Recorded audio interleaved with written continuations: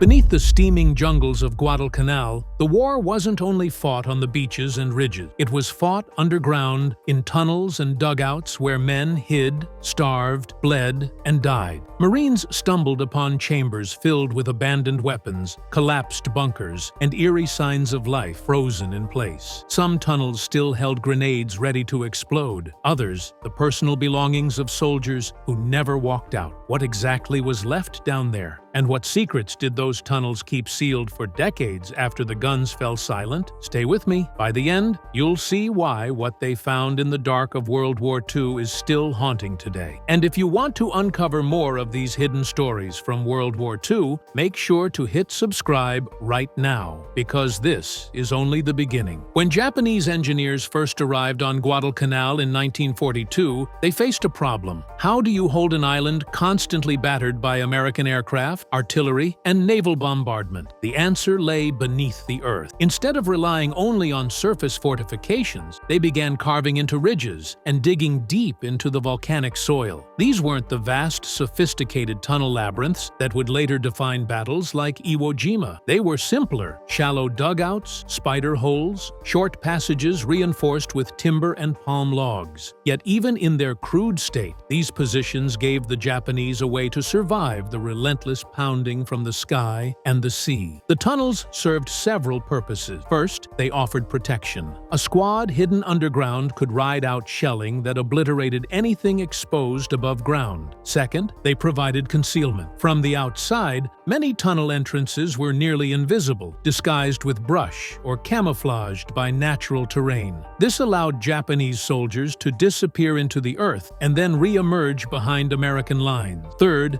they acted as storage spaces. Ammunition, grenades, and even food were stockpiled underground, safe from strafing runs and aerial observation. The psychological value was just as important. At night, Marines on perimeter watch swore the jungle itself breathed with hidden movement. Infiltrators slipped out of tunnels and foxholes, creeping forward with knives and grenades. The idea that the enemy could vanish into the ground and reappear without warning gnawed at morale. Every rustle in the vines might mean a tunnel mouth nearby. Every ridge could hide a dozen pairs of watching eyes. The Americans learned quickly that Guadalcanal wasn't just a fight for open ground. It was a fight against an enemy that had made the earth itself part of his defense. And as Marines advanced inland, they would discover that what lay in those dark holes was far stranger and far more terrifying than they had expected. The first clashes with Japanese tunnels came almost by accident. Marines moving inland from Henderson Field thought they were securing abandoned ground until fire erupted from seemingly empty ridges. Small arms cracked from slits cut into earthen walls. Grenades rolled out of unseen holes, and entire squads of Japanese soldiers emerged suddenly from the soil. It was disorienting and deadly. Marines who had trained for conventional firefights now found themselves up against an enemy who fought like phantoms. Clearing these dugouts was a brutal, intimate task. Rifle fire alone often wasn't enough. Marines resorted to grenades, satchel charges, and, most frightening of all, close-quarters combat with bayonets and shotguns. In some cases, men had to crawl forward, toss explosives into a dark opening, and wait in silence to see if anything moved inside. Survivors described the smell, a mixture of damp earth, cordite, and sometimes something worse, the reek of bodies left in collapsed chambers. The psychological weight of these encounters was heavy. Tunnels created the sense that the Japanese were everywhere and nowhere at once. Patrols moved cautiously, eyes scanning the ground for hidden trapdoors or camouflaged vents. A ridge that seemed secure in daylight could come alive at night. Enemy soldiers slipping through hidden exits to launch sudden attacks. Marines began to hate the silence because silence often meant tunnels nearby. Yet, these same encounters forced innovation. shotguns and flamethrowers became tools of choice, perfect for flushing defenders from tight spaces. Demolition teams learned to seal tunnels by collapsing entrances, turning enemy sanctuaries into tombs. By the end of the campaign, Americans understood that Guadalcanal wasn't just about holding Henderson Field, it was about rooting out an enemy that had gone to ground, determined to bleed them from beneath the earth. And the deeper they probed into those tunnels, the stranger the discoveries became. Some held weapons and supplies, others contained personal belongings, letters, diaries, even shrines, and a few revealed the most haunting reality of all: men who had never come back out. Decades after the battle, the tunnels of Guadalcanal didn't vanish. They simply sank back into the jungle, swallowed by vines, mudslides, and time. For years, locals avoided certain ridges where the ground seemed hollow or where collapsed entrances gave off a faint draft of stale air. But as interest in battlefield archaeology grew, researchers returned to these hillsides with new tools. Metal detectors, ground-penetrating radar, and even drone mapping began to uncover what the war had buried. Beneath the layers of soil, they found the bones of the defenses the Japanese had once trusted to hold back an empire. Some tunnels were remarkably intact. Wooden braces still held firm, though eaten away by termites. Rusting oil drums, once used as supports or storage, lay scattered in the gloom. Archaeologists described entering narrow chambers no taller than a crouching man, where the walls were etched with the marks of hand tools. These weren't the machine-carved bunkers of later battles. They were dug by sweat, pickaxe, and desperation. Each scoop of dirt represented hours of toil under the constant threat of air attack. Inside, relics lay where they had been dropped in 1942.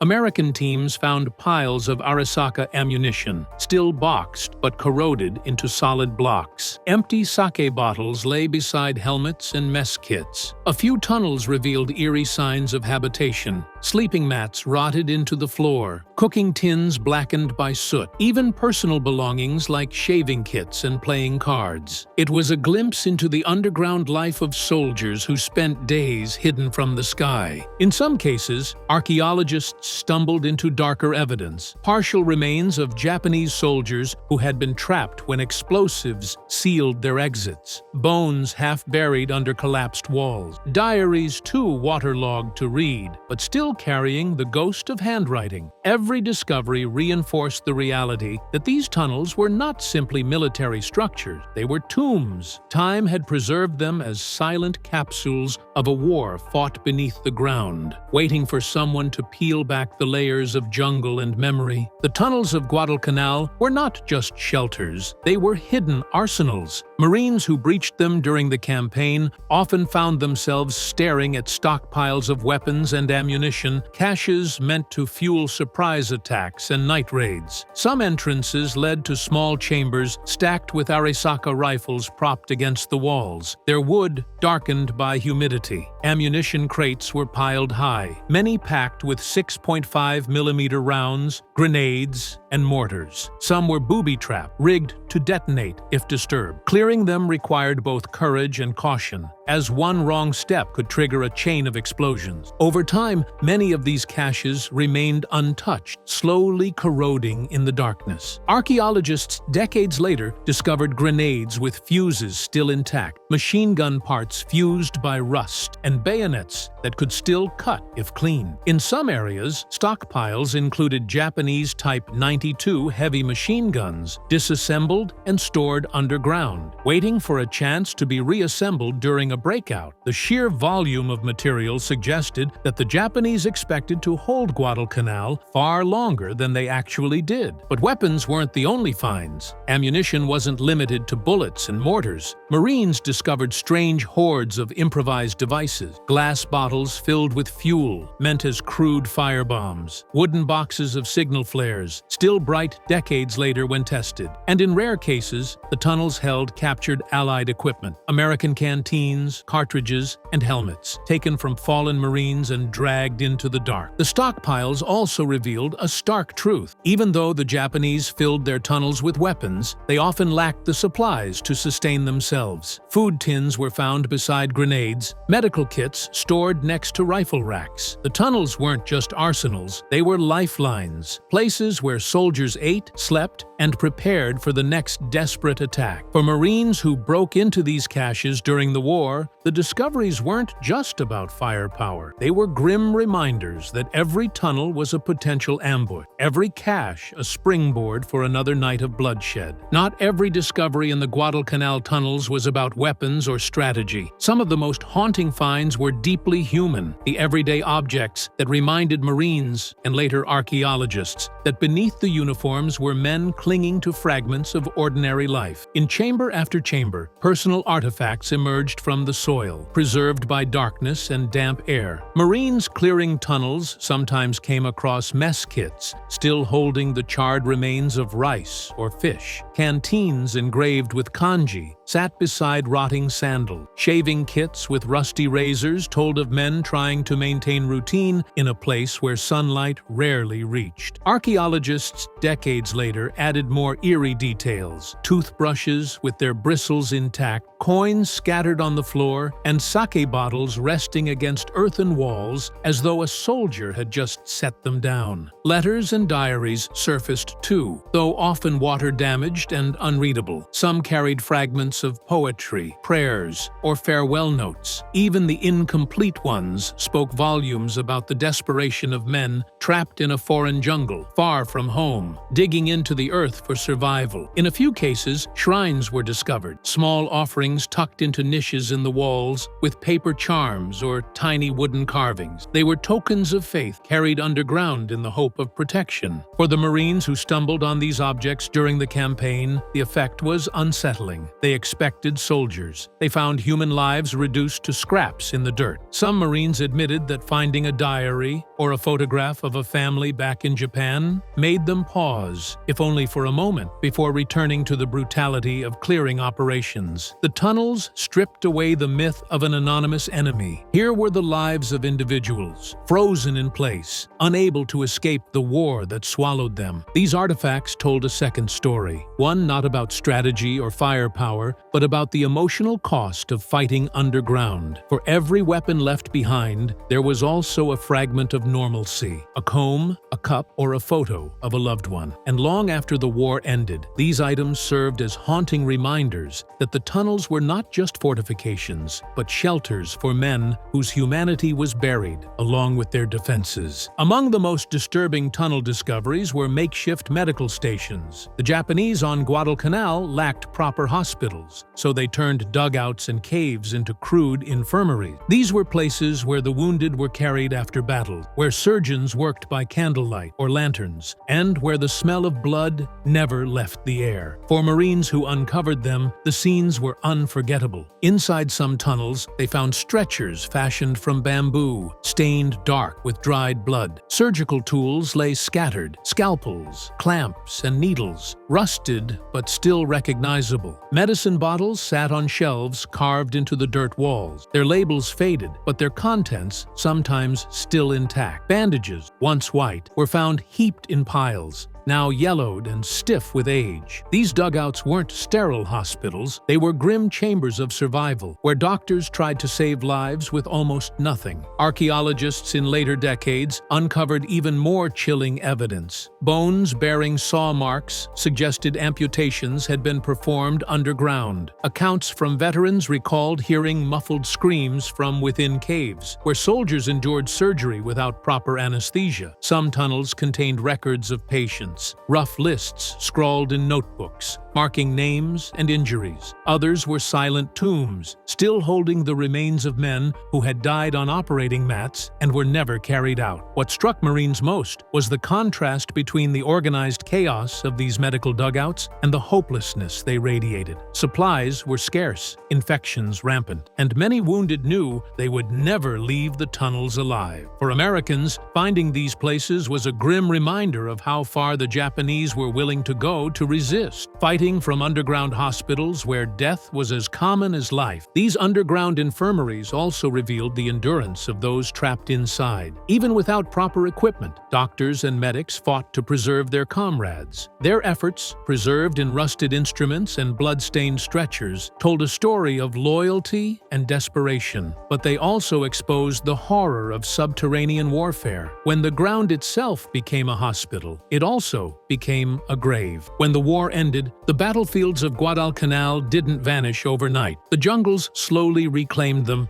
vines curling over rusting helmets and rivers flooding foxholes. The tunnels and dugouts, once shelters of desperation, began collapsing under the weight of time. Nature became the final enemy, breaking down what men had built in haste. Many entrances caved in within months. Rainwater ate away at soil walls, turning strongholds into pits of mud. Where Japanese engineers had reinforced the ceilings with logs, termites eventually devoured the wood, leaving chambers to fall in on themselves. Entire sections of tunnel systems disappeared under landslides, entombing whatever had been left inside. Sometimes it was ammunition, sometimes it was bodies. For locals trekking through the island in the years after the fighting, the ground could suddenly give way, revealing a half-buried rifle or even a skull. The tropical climate accelerated decay. Steel helmets rusted into fragile shells. Rifles fused into the earth. Their wooden stocks rotted to nothing. Paper artifacts, diaries, maps, even currency, became illegible mush within a few seasons. Yet strangely, certain items survived. Porcelain cups, glass sake bottles, bayonets still sharp despite their rusted hilts. These relics, preserved by the soil, hinted at the lives lived underground long after most traces had vanished. But the jungle didn't just erase, it concealed. Many tunnels remain undiscovered, their entrances hidden by roots and dense undergrowth. Oral histories from Solomon Islanders speak of places avoided even decades later, areas whispered about because they were haunted. To villagers, these weren't ruins, they were graves best left untouched. Archaeologists who braved them often confirmed the fear, finding collapsed chambers holding human remains sealed in darkness since 1942. The decay of these tunnels shows that Guadalcanal's battlefield never really ended. It simply transformed. The jungle consumed steel and timber, but in doing so, it locked fragments of history in place. Every collapsed tunnel, every hidden dugout, is a reminder of how quickly war is buried, and how easily it can be unearthed again when someone cuts through the vines. For the Japanese, tunnels weren't just shelters, they were weapons in themselves. Every entrance was an opportunity for ambush, every exit a chance to vanish like smoke. The psychological impact of knowing the enemy could appear from beneath the earth was immense. Marines advancing through the jungle learned to distrust the ground under their boots. A ridge might look clear, yet a sudden burst of gunfire could erupt from a camouflaged slit. At night, infiltrators emerged silently from dugouts to toss grenades or launch bayonet attacks, then slipped back underground before they could be caught. This ghost-like presence wore on American nerves. Veterans later recalled how patrols would freeze at the sound of earth shifting, unsure if it was an animal or an enemy crawling out of a hole. Some swore they heard voices whispering in the dark, carried through ventilation shafts from unseen chambers. The fear wasn't irrational. Many ambushes began this way. For Marines, the shotgun and flamethrower became psychological weapons of their own, blasting into suspected tunnel mouths just to silence the possibility of what might be hiding inside. Tactically, the tunnels gave the Japanese an advantage disproportionate to their size. They could launch raids with small squads, disappear underground, and re-emerge far from the original fight. Even when American firepower overwhelmed them, the tunnels delayed progress, forcing careful clearing operations. A single concealed dugout could tie up an entire platoon, halting an advance for hours. This strategy echoed through later Pacific campaigns, where tunnel warfare became the cornerstone of Japanese defense. Guadalcanal was the prototype, crude, shallow, but effective enough to unsettle even hardened Marines. For the defenders, the tunnels also carried a strange kind of pride. Hidden underground, they believed they embodied the spirit of resistance, warriors who could strike from nowhere, proving their courage against overwhelming odds. threats. But for those who fought against them, the tunnels symbolized something different: fear in the earth, an enemy that refused to fight in the open, and the creeping dread that death could rise from the soil at any moment. By the time the campaign ended, Marines had learned to respect and hate the tunnels in equal measure. They weren't just obstacles to be destroyed. They were psychological scars, reminders that even in victory, the ground beneath Guadalcanal would never feel secure. When the guns fell silent on Guadalcanal in early 1943, the island's tunnels remained, mute witnesses to 6 months of savage combat. For the Marines and soldiers who fought there, they became part of memory. Stories whispered about patrols ambushed by shadows and chambers filled with eerie discoveries. But the legacy of those tunnels reaches far beyond the Solomon Islands. They were the opening act in a grim new chapter of warfare, underground combat as a permanent feature of war in the Pacific. The Japanese studied their experiences on Guadalcanal and expanded the concept. By the time Americans reached Tarawa, Saipan,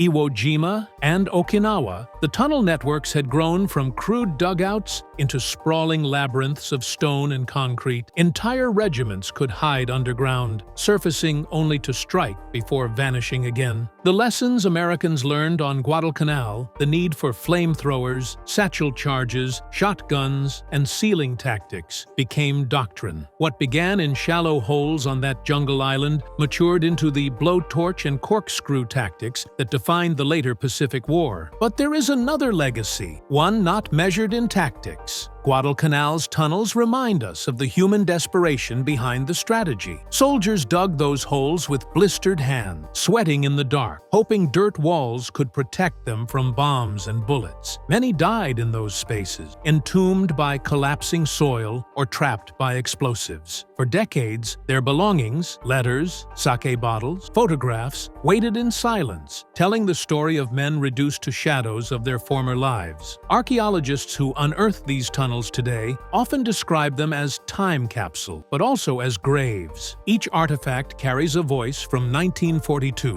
whispering from beneath the jungle floor. Subscribe for more war.